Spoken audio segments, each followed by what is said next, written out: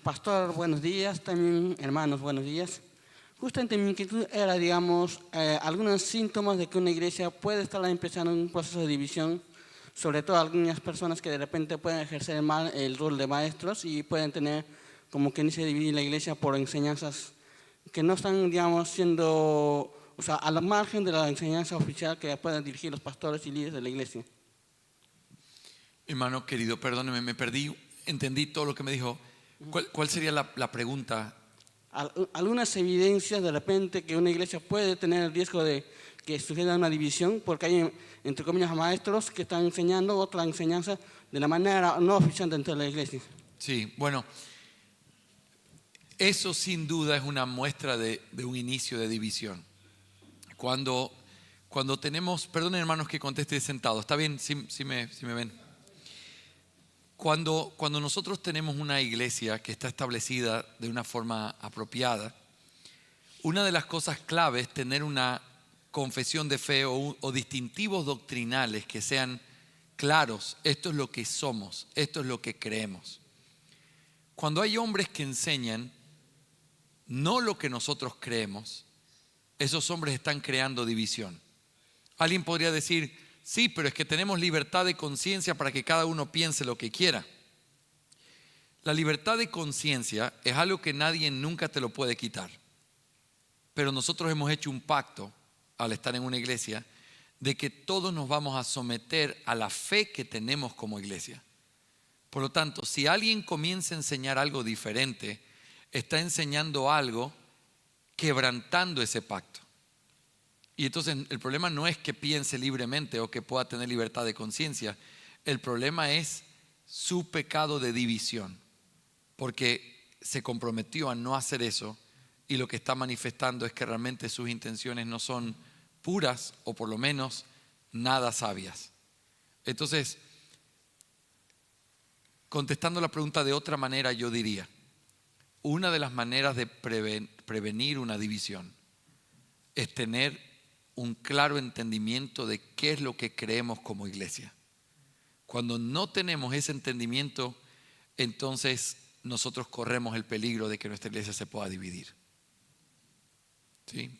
Pero no es correcto y normalmente no es de un buen espíritu el hecho de que personas desafíen la enseñanza de la autoridad si están en esa iglesia voluntariamente. Si tienen desacuerdos o creen que hay algo que está mal, su responsabilidad es hablar con las autoridades, con los pastores. Y si no están de acuerdo y no pueden someterse a pesar de que lo estuvieron por un tiempo, son ellos bienvenidos a salir libremente sin tener que causar daño a la iglesia. La división es el orden completamente distinto a lo que el Espíritu Santo hace en el cuerpo de Cristo. El Espíritu hace uno de todos nosotros.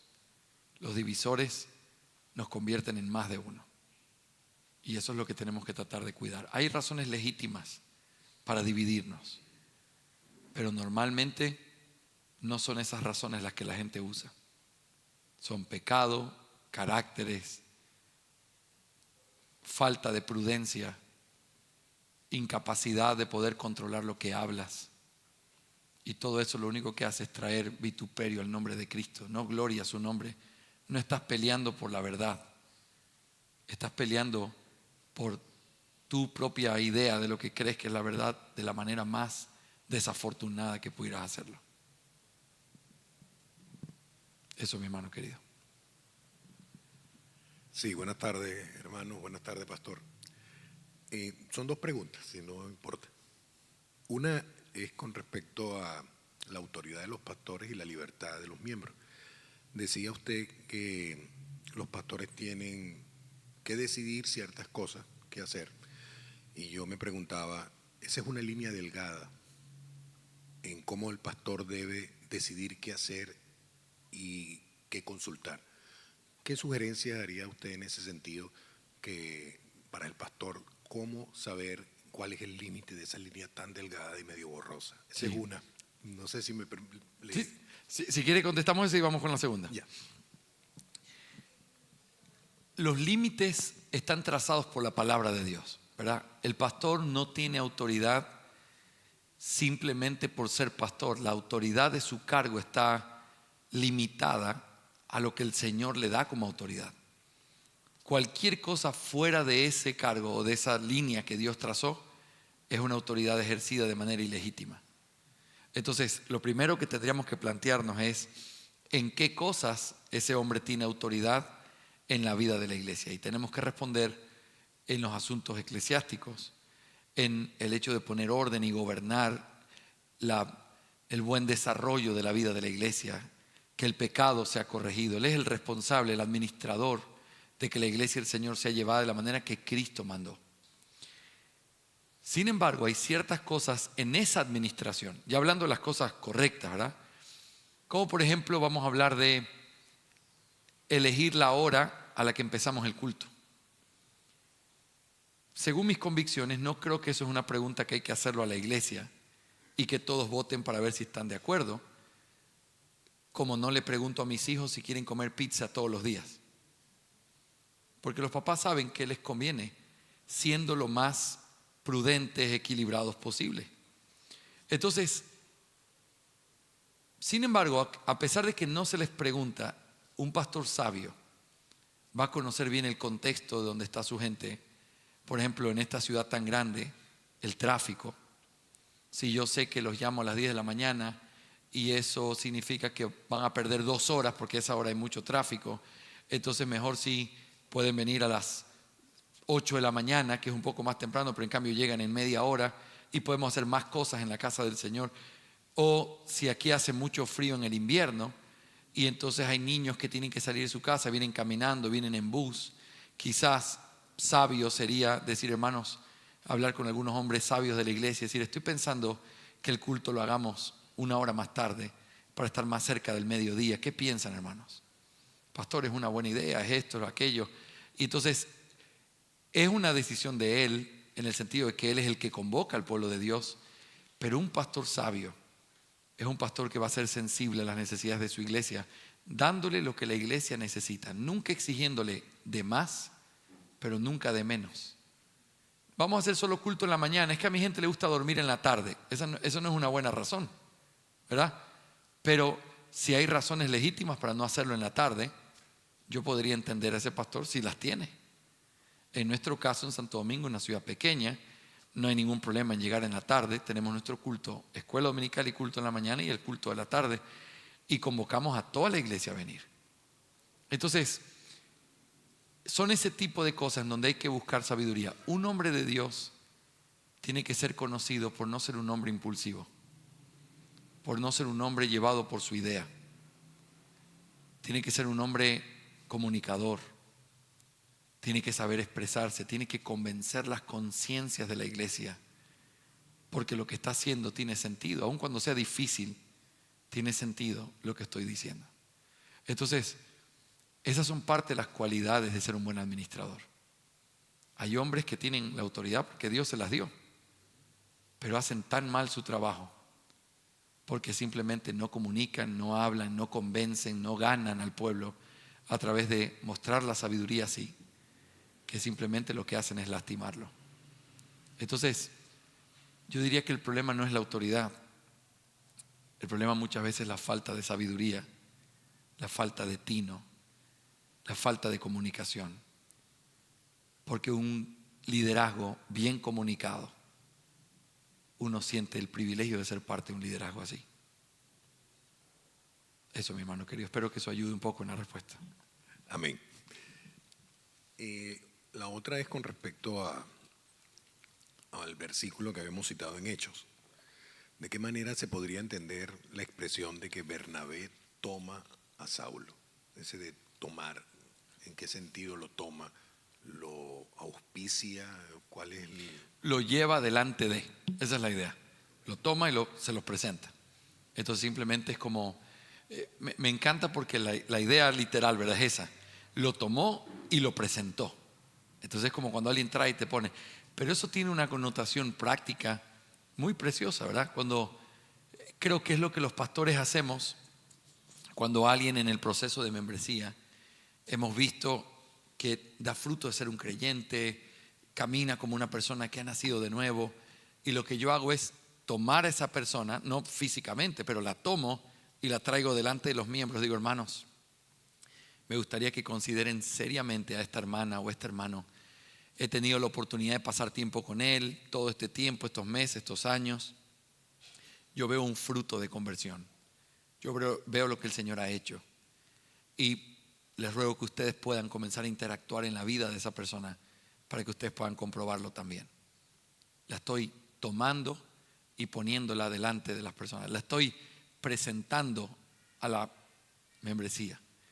Y entonces la membresía no está obligada a tener que simplemente cerrar los ojos y decir, si el pastor lo dice, así es. Eso no es lo que queremos. Pero ciertamente si mi pastor lo dice, debe ser así. Yo quiero participar, yo quiero tener una limpia conciencia y decir sí, no solo porque cuando lo dijo mi pastor lo creí, sino porque yo mismo pude escuchar. Y hay una satisfacción grandísima en la membresía cuando la membresía participa verdaderamente en un proceso así. No es un levantamiento de manos sin sentido, es un levantamiento de manos con conciencia. Yo lo tuve en mi casa, claro que es un cristiano, y doy con alegría mi voto de aprobación para que él sea recibido. Y el Señor ve eso, así como ve nuestra negligencia en nuestras libertades.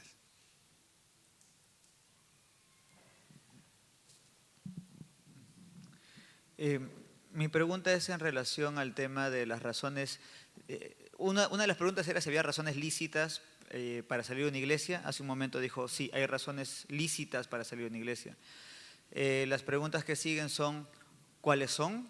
Si las vamos a ver más adelante, entonces esperaría para ver que las explique y las sustente. ¿Cuáles son las razones lícitas, bíblicas, si se pueden enumerar, ¿no?, para salir de una iglesia? Si no se va a ver, me gustaría que lo pudiera comentar ahora. Y la última sería, si hay razones bíblicas lícitas para salir de una iglesia, entonces aquellos que persisten en querer salir de una iglesia por razones no bíblicas y son llamados por la iglesia y no escuchan a la iglesia entonces para venir y resolver el asunto, ¿tendrían que salir excomulgados de esa iglesia? Porque se están resistiendo a oír a la iglesia y están en un pecado impenitente al hacer algo ilícito. Es una muy buena pregunta, sobre todo la última. Y vamos a tratar eso ahorita. Voy a decir lo mejor que creo sobre ese tema, ahora solo mi opinión. Con respecto a las razones, claro que hay razones. Las razones, así como en un estado o como en un matrimonio, la pregunta es la misma. Hay razones, digámoslo así, ¿el marido ha recibido una autoridad legítima en el hogar? Sí. ¿Y hay razones legítimas para no querer estar bajo esa autoridad? Claro. ¿El Estado ha recibido una autoridad legítima de parte de Dios? Sí. ¿Y hay razones para no querer estar bajo ese Estado? Claro que sí. Es lo que continuamente les repito a mis amados hermanos cubanos. Alain dice, el querido traductor delegado dice, cuando no puedes tener acceso a una resistencia legítima, lo único que te queda es huir. Y eso es legítimo. Porque no somos llamados a la anarquía en ninguna de esas tres instituciones. Ni en la familia, ni en la iglesia, ni en el Estado. Nunca se nos llama una anarquía, pero siempre en la gracia de Dios, por el hecho de ser autoridad derivada de parte de Cristo, siempre es una autoridad limitada y que puede ser resistida en el sentido de no tener que someterme a eso si hay algo que no es conforme a lo que Dios ha mandado. Así que lo mismo pasa con una iglesia. ¿Cuáles serían las razones? Número uno, el hecho de que haya pecado, que abiertamente es un pecado, que se está consintiendo y que no se está haciendo nada al respecto. Porque vivir en pecado es un atropello a todo lo que el Señor ha dicho que la iglesia tiene que ser. La iglesia es el pueblo de Dios y como pueblo de Dios se tiene que exhortar y corregir el pecado. Ahora, les voy a decir algo y hermanos, soy joven y siento que los últimos años han sido como 50 años juntos. Tantos problemas, tanta gente, tantas iglesias en conflicto. Y normalmente la gente que se queja de que hay pecado en la iglesia no es gente que ha hecho todo el proceso para poder tratar de confrontar lo que está pasando. Es que yo siento que aquí no se trata el pecado. Sí, pero ya lo hablaste con los pastores, hablaste con esa persona, trataste este tema bíblicamente. Porque tienes el derecho legítimo de irte si no se quiere hacer el trabajo que se tiene que hacer, pero no bajo, me voy porque en esta iglesia no se trata el pecado y el pastor se enteró el día que te fuiste. Nunca tuviste la decencia como un cristiano de que si por lo menos amas en algo a esos hermanos, advertirles que lo que están haciendo está mal. Entonces, hay razones legítimas, claro, esa es una, pero hay que hacerlo bien. La doctrina es una razón legítima, claro que sí, pero aquí yo quiero hacerte una advertencia. Hace un ratito Alvarito me hacía una pregunta legítima. ¿Qué pasa si un miembro está quizás pensando que se debería cantar, no sé, o recitar alguno de los credos de la iglesia en el culto y no se está haciendo en tu iglesia? Entonces yo le dije, bueno, vas a tener que poner, no era el caso de él, me estaba preguntando en general, espero que no sea, si no vamos a hablar después de eso, pero es un caso general, no es el siervo, déjenlo libre que no es el siervo. Es un primo que le dijo esa pregunta. Pero yo le preguntaba, ¿hay algo en la iglesia que es algo que se demanda en la iglesia o puede ser visto como una de las implicaciones o de las prácticas que uno puede tener al tomar un concepto bíblico? Que no tengo problema con eso. Pero la pregunta sería para la persona que está luchando con eso. ¿Esto es algo que hace que la liturgia sea, que no cumpla el principio regulador? ¿O es algo en donde tú dirías, en esto se podría mejorar, podríamos hacerlo, es una buena idea, puedes tolerarlo? Y son parte importante de cómo tenemos que reflexionar. El problema, hermanos queridos, es que hay tanta inmadurez, que nosotros pensamos tan poco de la iglesia, que simplemente estamos dispuestos a romper donde Dios no nos manda a romper.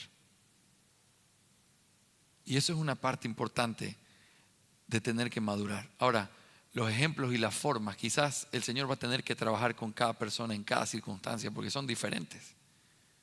Pero si hay doctrina que, por ejemplo, mi iglesia cambió y está ahora abrazando otra doctrina que no era lo que nosotros abrazamos, no era lo que se enseñaba, tienes el permiso legítimo para poder decir, pastor, yo los amo y ustedes son mi familia, pero esto no es lo que nosotros creíamos. Y a menos que se vuelva a lo que la Escritura nos enseña, yo voy a tener que salir de aquí. Y se puede salir bien. Porque si no es algo que esté rompiendo el fundamento de la fe cristiana, algo que ciertamente es importante, pero no que quiebre el fundamento, los puedes seguir considerando tus hermanos, aunque no te congregues con ellos. Entonces, son diferentes circunstancias. Y el consejo general siempre va a ser esto: pide consejo. Nadie es tan listo, ni tiene tanta experiencia, ni sabe tanto como para no preguntar a los demás qué hacer en la situación que estás viviendo. Busca hombres sabios, porque las circunstancias podrían ser diferentes y hay razones legítimas para salir. Con respecto a la última pregunta, es una pregunta que tuve que vivirla hace unos años con una familia en Guadalajara. Esta familia tenía razones, y después cortamos esto y lo editamos para que no suba, no, para que nadie lo sepa, okay. Pero tenía razones que no eran conforme a lo que uno esperaría en la madurez cristiana. Es que el pastor me dijo que venía a las 3 y llegó a las 4. Es que ya son 3 veces que me hace lo mismo. Y yo le pregunté, ¿pero se lo ha confrontado sobre eso? No llegues tarde, llegar 1 hora tarde no está bien. No, es que ya no es lo mismo, ya no puede ser lo mismo. Y tenían razones personales, razones para ellos, emocionales. Y al final tuve que aconsejarle a ese pastor, mira, retenerlos es hacerle un daño al resto de la iglesia que está viviendo una crisis. Decir que no son cristianos, no sé si sería legítimo porque ustedes han visto su testimonio, es una buena familia, están dolidos, son súper inmaduros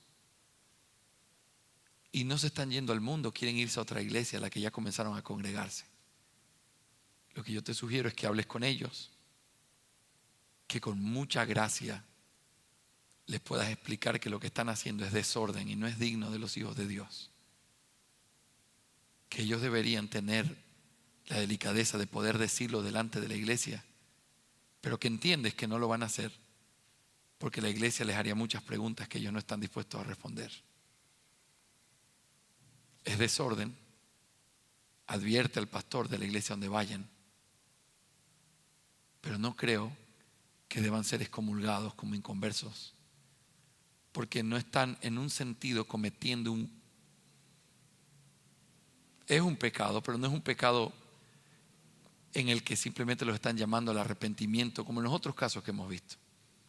Vamos a decir así, en el mejor de los casos, están usando su libertad para ir a una iglesia donde ellos creen que es más consistente con lo que ellos piensan que viven. Hace unos meses, esa familia ya se fue de la otra iglesia donde llegó, porque también tenían sus propias cosas contra el pastor. ¿Y sabes cómo es la historia después de eso? Bis. Se repite constantemente. Ahora, va a llegar un momento, si ellos llegaran a mi iglesia, donde yo les tendría que parar el carro y decir: hermanos, es la tercera iglesia a la que llegas. Tus razones son siempre las mismas. Yo te ruego que revises tu alma, porque puede ser que sean inconversos. Así no se vive la vida cristiana. Ninguna iglesia es perfecta y las razones que ustedes me han dado no son legítimas. Si quieren venir a esta iglesia, van a estar como gente a prueba, sospechando de que no sean cristianos. Y si no les gusta eso, les pido muchas disculpas, pero no puede ser diferente. Entonces, en ese caso, tuvo que ver con una especie de sabiduría, porque era gente que le podía hacer mucho daño a la iglesia.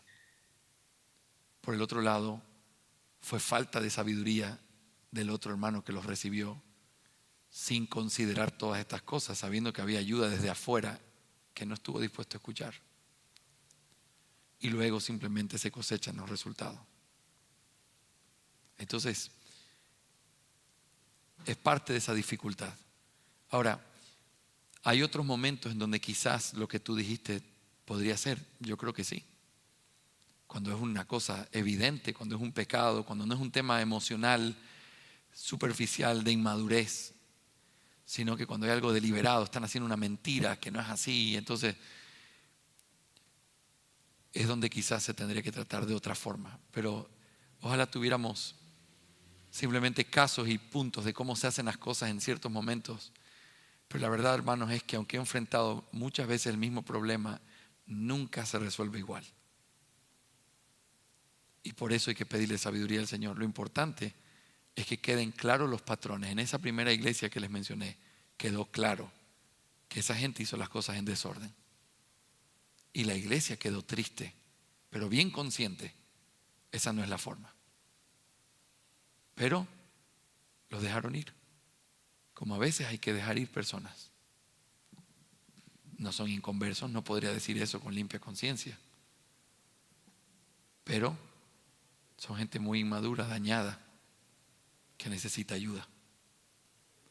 Y si la otra iglesia no tiene la sabiduría de pedir consejo de la iglesia donde salieron, no estás aceptando como una obra bondadosa, estás aceptando un problema. Que lo que hoy les resulta bondad, mañana les va a parecer fragilidad y debilidad. Y entonces es un poco el tema de cómo tenemos que aprender a vivir entre nosotros también. Hay una lealtad no a la persona, pero sí a la verdad y al evangelio, que requiere que nosotros tratemos los casos de una manera correcta. Eso es mi estudio. Sí, yo creería que sí, porque iría en contra de mi conciencia decir son inconversos y mover a la iglesia en esa dirección, que si lo presiono vamos a terminar votando diciendo son inconversos.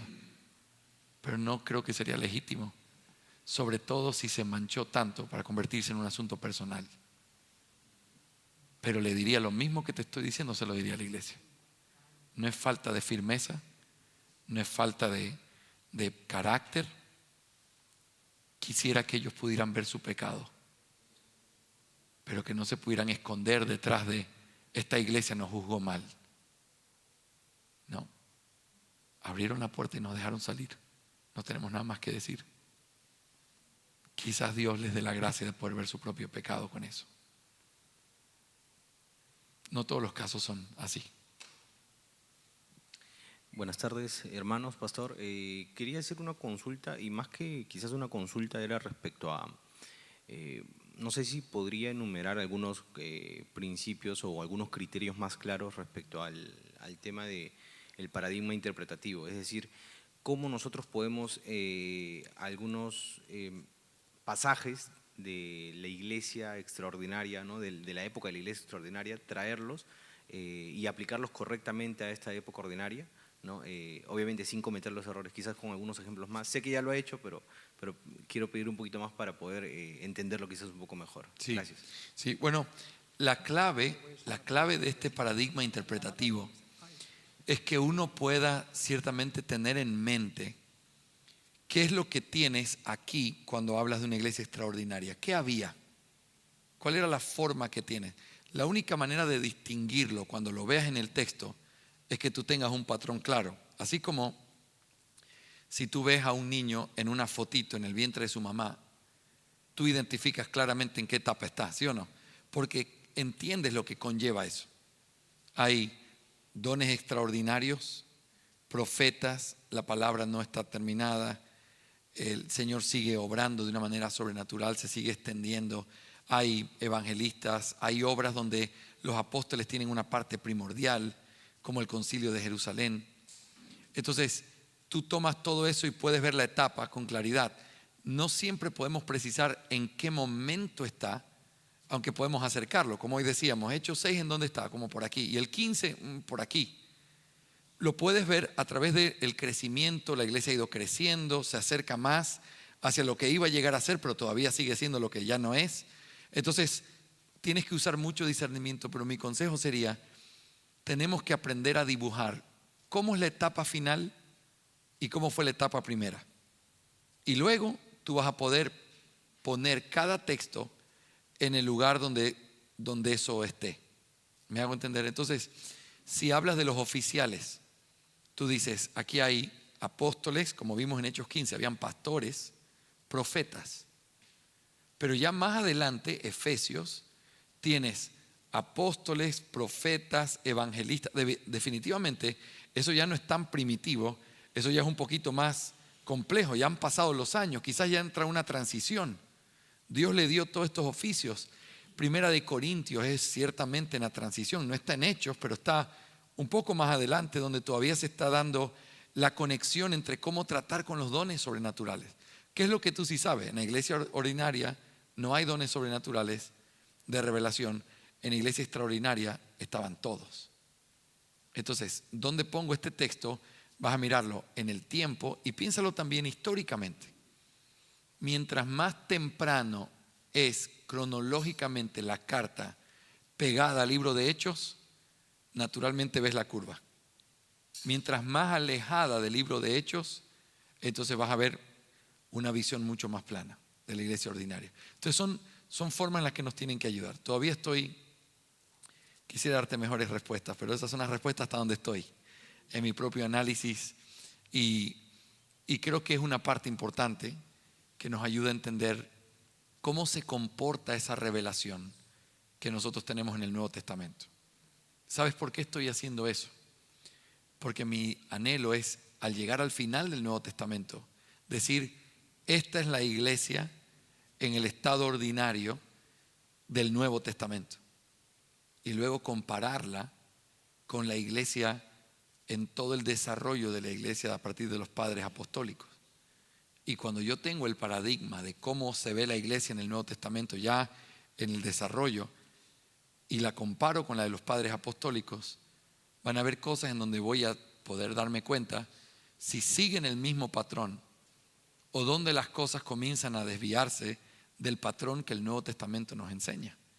Porque una de las premisas que tenemos los bautistas es que ciertamente la visión episcopal y anglicana y también presbiteriana, episcopal y presbiteriana, tienen una visión antigua en la historia, sobre todo la anglicana, o jerárquica o episcopal. Pero no significa que por ser antigua sea bíblica. Y entonces, ¿cómo la comparas? Tienes que saber qué dice la Biblia primero. Y por eso necesitas tener el modelo o el molde de cómo se ve la iglesia al final del Nuevo Testamento, la perspectiva que tiene y ver qué pasó con la iglesia que vino después. Entonces, la tesis es todo lo que tienes de la eclesiología en la historia tiene que ser medida a la luz de eso.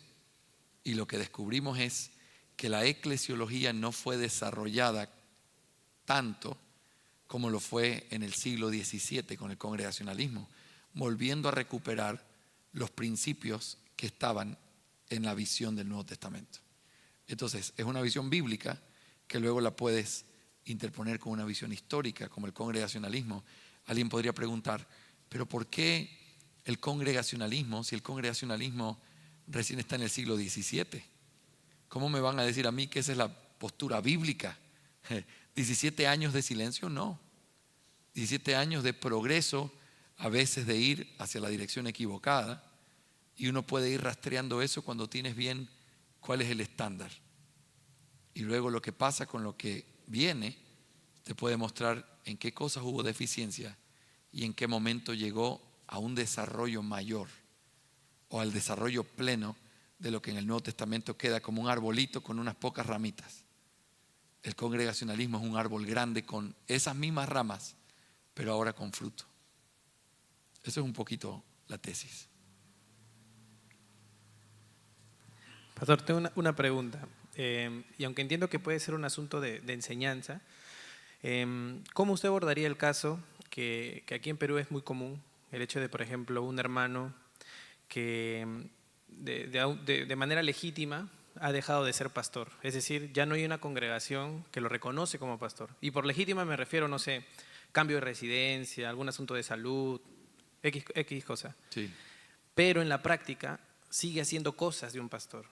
Como por ejemplo, no sé, administra una cena o, no sé, bautiza a alguien o está liderando un grupo de estudio bíblico o predica quizá dominicalmente hablando, pero no hay una iglesia que lo reconoce, él ha dejado de ser pastor. Bien. Estoy poniéndome en el marco de lo legítimo porque entiendo que cuando ya eso comienza a aterrizar en el día a día, en estos casos como le menciono, es difícil cómo proceder, ¿no? Sí. Entonces, ¿cuál sería su consideración, criterio? ¿Cómo ayudar? Déjame ¿Qué decirte crees? dos cosas ahí. La primera tiene que ver con un pastor es pastor por el reconocimiento que una iglesia hace de él. En el momento en que deja de haber una iglesia, él deja de ser pastor. El pastor no es una profesión como soy médico, aunque hoy no estoy trabajando, o soy carpintero, pero ya no tengo taller. Si no tienes iglesia, no eres pastor. Y si siendo pastor de una iglesia, el Señor te llama a poder trabajar en otra, esa iglesia tiene que llamarte y tienes que volver a ser ordenado como pastor de esa iglesia, porque esa es la función que Dios te está dando. Tienes un deber como ministro con esa iglesia. Entonces, hay una parte emocional que es natural, ¿verdad? El otro día alguien me preguntaba, uno de mis estudiantes me decía, ¿y cómo usted le llama a Albert Martin? ¿No le dice Pastor Martin? Ahí me la jugó difícil. Claro, así le decimos, pero es por respeto, por cariño, no en un sentido formal, porque él ya no es pastor.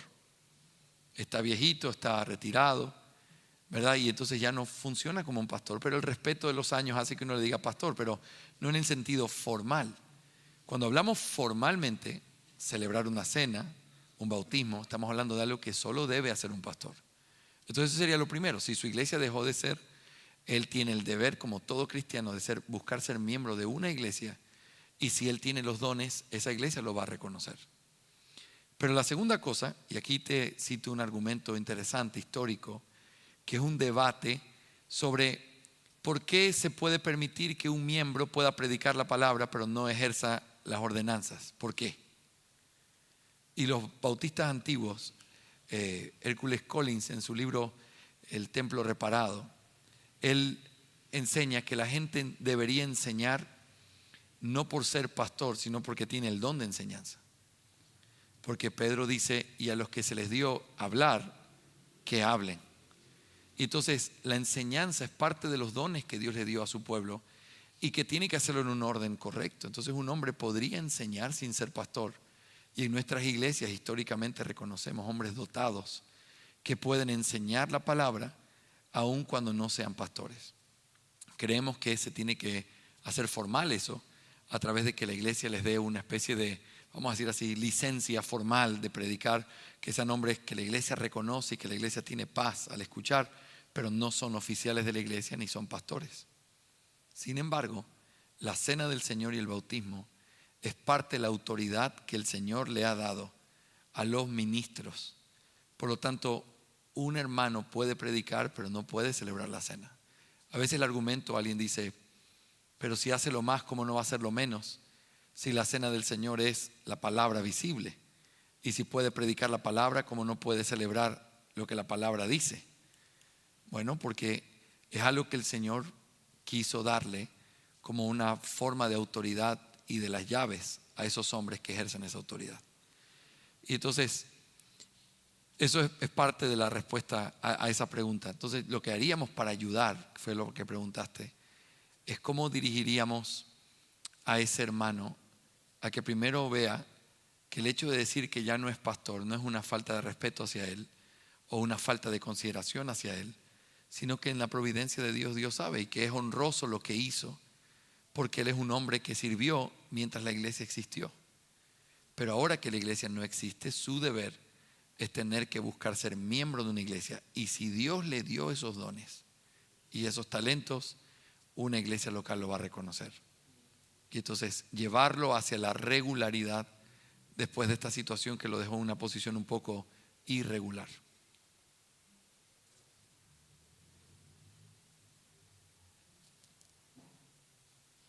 Bien, pastor, yo creo en cómo se llama, en lo que nosotros llamamos la pluralidad de los ancianos y de los pastores. Puede ser en una iglesia. En el norte generalmente las iglesias siempre tienen un solo pastor. Generalmente no hay una pluralidad de ancianos y de pastores. Y eso llega a que cuando un pastor deja o muere, prácticamente la iglesia queda sin pastor, ¿no? Yo he venido trabajando con una iglesia hace muchos años y nosotros como diáconos los aconsejábamos al pastor que tenga otro pastor para que le pueda ayudar más en el ministerio, porque la iglesia había crecido, pero él no quería eso, Entonces llegó el tiempo en que él murió y prácticamente la iglesia quedó sin pastor. Entonces, ¿cuál es el consejo que daríamos a una iglesia con ese tipo de problemas? Porque al final quedaron 7 diáconos. Yo ya no estuve ahí cuando él murió, ya estaba trabajando en Palmeras. Yo salí de la iglesia porque me enviaron a trabajar allá, pero la iglesia quedó sin pastor. Entonces, habían diáconos y los diáconos deberían haber llamado al ¿cómo se llama? A la asociación de pastores, reunirse, no sé. ¿Cuál sería su consejo, pastor, en un caso así? Porque al final tuvieron que, no sé, si un diácono puede serlo, puede cumplir la función o buscar a una persona idónea llamada por el Señor para que le sirva en ese ministerio, ¿no? Pero la iglesia realmente sin el pastor, hermano, se fraccionó. Es una pena grandísima eso. Sí. Yo diría que lo primero que debemos hacer es volver a rescatar los principios bíblicos de por qué creemos en la pluralidad de ancianos. Pero eso vamos a ver brevemente en las clases de la tarde. Pero el hecho de que en el Nuevo Testamento siempre aparece en plural los ancianos de la iglesia, y el hecho de que se les da la misma autoridad no solamente nos enseña que son plurales, sino que están en una paridad donde no hay una jerarquía entre los pastores. Y todos esos principios tienen que volver a ser rescatados. Yo crecí en iglesias muy parecidas a las de algunos de ustedes, iglesias bautistas independientes, con un poquito tendiendo hacia fundamentalistas, pero no fundamentalistas, sino independientes, misioneras. Y eso era sagrado. Básicamente pensabas en otro pastor en el momento en que el pastor se enfermaba o decía que quizás se iba a ir, y comenzaban a ver quién va a ser nuestro pastor. Pero normalmente las iglesias quedaban sin pastor hasta que tenían un pastor, y a veces eran años. Entonces, la clave siempre va a ser la enseñanza. Que el Espíritu Santo pueda convencer, traer luz, certeza sobre eso, y también mostrar cómo la parte práctica de eso es tan sano. Mis hermanos, cuando uno cree en un monoobispado o un pastorado de uno solo, nosotros tendemos entonces a llevar ciertas cosas que pudieran ser peligrosas en la relación. El pastor comienza a mirar con sospecha a todos los jovencitos que predican bien, que son cariñosos, que tratan con cariño a la iglesia, que la iglesia los comienza a reconocer. Los pastores comienzan a sentirse raros, están tratando de ganarse la simpatía de las personas, están tratando de ganarse, y se convierte en un tema donde en vez de producir estos jóvenes o estos hombres que pudieran venir junto a él, los tratas de quitar del camino porque los ves como rivales, algo que naturalmente va a surgir. Cuando uno cree en una pluralidad, no solamente porque es bíblica, los beneficios que tiene es el hecho de mirar, este trabajo es tan complejo, es tan grande, yo mismo necesito ser pastoreado y guiado tantas veces que a Dios no se le pudo haber ocurrido algo más genial que tener más de un pastor en una iglesia cuando realmente se lleva en el orden bíblico. Así que esta pluralidad, paridad, pero también diversidad entre los dones de los pastores es algo que permite que el trabajo se haga de una forma balanceada. Entonces, pero aunque creamos en una pluralidad, no siempre las iglesias tienen una pluralidad. Y el hecho de no tener una pluralidad por un tiempo no significa que sea algo pecaminoso. Porque el problema no es tener un solo pastor, el problema es no estar buscando otros. Porque los pastores son un regalo de Dios. Decía el querido profesor Fred Malone, he visto más iglesias cometiendo el error de poner a alguien más como pastor que iglesias que pasaron mucho tiempo teniendo un solo pastor. Porque por tratar de decir ahora somos plurales, estamos bien maduros, lo que tienes es un problemón, porque esos hombres que están pastoreando son hombres que no tienen ni la madurez, ni los dones, ni las capacidades para poder estar allí. Pero lo que quieres es llenar el checklist y se convierte en algo peligroso. Entonces, no es pecado tener un solo pastor, es una deficiencia, pero una deficiencia que debe ser suplida con sistemas correctos para estar buscando constantemente, preguntando a la congregación, orando por eso, no conformándonos con lo que tenemos. Y por el otro lado, disfrutando de ver la obra de Dios sabiendo que Él lo dará a su tiempo. Entonces, hay momentos en los que una iglesia, aún creyendo en la pluralidad, se podría quedar sin pastores. Y entonces allí es donde la vida asociativa o la comunión con otras iglesias debe ser una preciosa herramienta para nuestras vidas. En nuestra Constitución está escrito que si en algún momento la iglesia se queda sin pastores, la iglesia tiene la libertad y se le recomienda que pueda llamar a los pastores de la asociación para poder buscar su ayuda. Y cuando hablamos de buscar su ayuda es que vengan y ayuden a guiar y a suplir lo que un pastor no puede hacer en la guía de buscar otro pastor. Quizás pueden haber hombres que pueden enseñar, hombres que puedan organizar la adoración, pero cuando se celebran las ordenanzas se pide a uno de estos pastores. O cuando hay que celebrar una reunión de miembros se pide la ayuda de uno de estos pastores que viene con la llamada de la iglesia, en la libertad de la iglesia, a poder suplir lo que la iglesia sola, sin ancianos, no podría. Entonces, eso sería parte de una linda relación en donde tendríamos la paz de saber que o en los conflictos o cuando nos quedemos sin pastor, tenemos la oportunidad de resolver eso con la ayuda de hombres fieles. A veces al no tener esas herramientas, las iglesias sin pastor caen en las manos de cualquiera que quiera ser su pastor, y por el apuro y el deseo de tener un pastor terminan aceptando doctrina que no es la que el Señor quiere. Así que la clave sería, de manera resumida, enseñanza, enseñanza que transforme hombres e iglesias para que hagan un pacto de caminar juntos como pastores e iglesias hermanas y que se puedan suplir en casos de necesidad.